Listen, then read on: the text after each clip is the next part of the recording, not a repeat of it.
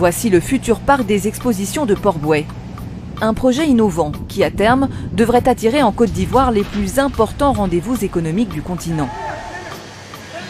Sur site, les travaux sont titanesques pour assembler ce géant d'acier, sous lequel nous conduit le directeur du projet.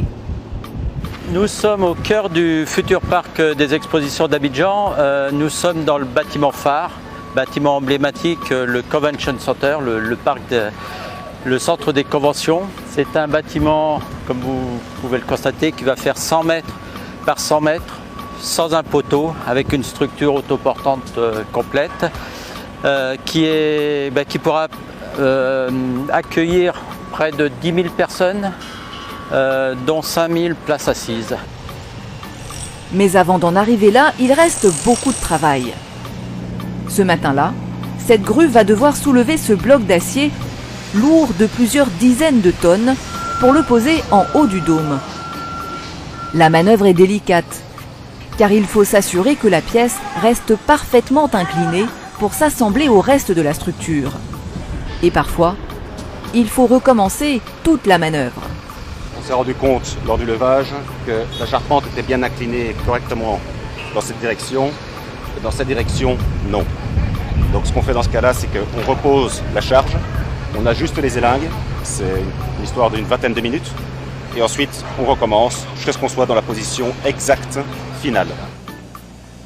Alexis Depot travaille chez Basics, qui exécute ce chantier pour le compte de PFO, maître d'œuvre du projet. Un quart de tour sur chaque écrou, sur chaque barre, ce qui va nous permettre de rebouger la façade et de la remettre à sa bonne place. L'entreprise belge est une habituée des chantiers délicats à travers le monde. Nous sommes notamment connus pour la plus haute tour du monde à Dubaï. Également le Grand Egyptian Museum au Caire, qui sera le plus grand musée consacré à une seule civilisation au monde. Les Convention Centers, c'est également une habitude chez nous. Le défi le plus grand en général, c'est la gestion de tous les intervenants. Parce que sur ce genre de grand chantier, on peut aller jusqu'à 4 ou 5 000 employés par jour. Et il y a toute la logistique qui va derrière. Les responsables ont fait le choix d'importer l'essentiel des matériaux, comme ces barres métalliques en provenance d'Espagne. Ils ont aussi dû faire appel à des ouvriers spécialisés en structures métalliques, de véritables équilibristes, venus tout droit du Mexique. Nous, notre travail, c'est d'aller tout en haut. On sait ce qu'il faut faire, on connaît les procédés. C'est pour cela qu'on nous envoie. Il ne faut commettre aucune erreur pour éviter les soucis techniques. Mais une bonne partie de la main-d'œuvre est locale. Le cas de ce grutier, 26 ans qu'il pilote cet énorme engin. Il contribue à assembler le dôme et il en est fier. Je peux dire que quand je passe, je dis c'est ça, c'est moi qui l'ai posé. Et je prends des photos, j'envoie à mes enfants, à mes amis pour dire ah voilà le travail que j'ai fait. Donc ça me fait plaisir. Encore quelques mois de travaux pour aboutir à ce résultat. Un bâtiment aux courbes futuristes. Impossible d'avoir le coût total de cette infrastructure qui à terme comptera 3 immenses halls, dont un premier sorti de terre. Sa construction a été suivie par ce responsable chez PFO, Luc Zadi. Des mois d'exécution. La Côte d'Ivoire avait vraiment besoin de ce centre d'exposition dans le concert des nations pour à peu près capter la plupart des expositions dans la sous-région et même en Afrique. Donc un bâtiment de ce type, comme je disais, nous permet quand même d'accueillir 480 exposants. 7200 mètres carrés de superficie, hauteur sous plafond de 15 mètres pour 60 mètres de largeur, ce qui en fait le plus grand hall d'exposition en Afrique de l'Ouest. À ma gauche, nous avons les loges VIP qui sont à l'étage. Nous avons des zones qui sont des zones preneurs pour les différentes activités extra, c'est-à-dire les bars qui sont logés dans les angles que vous voyez. Et tout un réseau souterrain pour alimenter les futurs stands d'exposition en eau ou encore en électricité. Un espace fin prêt pour accueillir divers salons internationaux, à commencer par le salon de l'agriculture, le SARA, le plus important salon en Côte d'Ivoire. ce type de projet a forcément un impact sur toute l'activité touristique, en ce sens que ça draine du monde. Donc un impact fort sur l'activité touristique, sur le transport, sur les chaînes hôtelières, sur les artisans. Infrastructures routières, centres de convention, les grands chantiers d'Abidjan se multiplient et certains sont peu communs.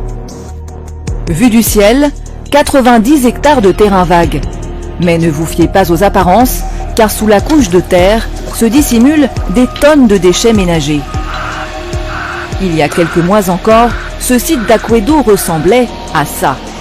Une décharge à ciel ouvert.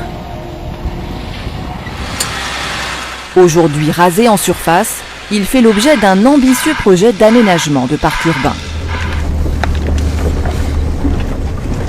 Ça va être un immense parc, le plus grand parc d'Abidjan, et qui donc ça va être avec un traitement paysager et puis des promenades, des zones d'activité culturelle, etc. Mais avant, il faut encore poursuivre la dépollution du site. Salut les gars. À certains endroits, les déchets ont la peau dure, formant une couche souterraine de dizaines de mètres de profondeur. Sur la zone A, qui est la zone médiane, on est aux alentours de 20-25 mètres de profondeur. Et sur les zones B et C, on est jusqu'à 30 et peut-être 35 mètres de profondeur de déchets. C'était un gros ravin qui a été rempli, quoi. Pour éviter que déchets et gaz nocifs ne remontent à la surface, les travaux d'une dalle souterraine sont en cours. Il ne faut surtout pas que ça s'arrête, quoi. D'accord ? Même ce week-end là. Okay. Il malasse la bétonite quand ça diminue en complète. Ça c'est les tubes pour les tests. Il y a aussi ces puits impressionnants creusés dans la terre. Le but ici est de construire une usine qui collectera le méthane, une substance contenue dans ces déchets, pour produire de l'électricité. Ça va être une usine où on va récupérer tout le biogaz qui est dégagé, qui est récupéré dans les puits. Il y a un réseau aérien qui amène tout ça ici. Et avec tout un système de thermodynamique, quoi. Donc ça va permettre de générer environ 2 MW d'électricité. Créer de l'énergie grâce aux déchets ménagers, dont une partie sera redistribuée dans le réseau public ivoirien. Une fois le travail de dépollution achevé, pourra alors s'enclencher celui du reboisement du site. Objectif, en faire un parc luxuriant. Les futurs arbres poussent dans cette pépinière surveillée de près par ce paysagiste. Et au niveau de l'enracinement, on n'a pas des plantes qui s'enracinent trop fort dans le substrat là. Vous avez vérifié? Ça a déjà été coupé là, on a déjà coupé ici. Là c'est impressionnant. Sur cette terre encore nue, une forêt de 6 à 7 hectares verra bientôt le jour. Elle comprendra plus d'une centaine d'espèces d'arbres, mais aussi de fleurs ou encore d'herbes recouvrantes. Un parc unique en son genre. C'est complètement étonnant d'envisager un programme pareil de cette ambition-là, sachant que l'ambition, elle n'est pas qu'environnementale, elle est sociétale aussi. Il y a quand même une vraie démarche qui consiste à réconcilier le site avec sa population. La livraison du parc est prévue pour juin 2023.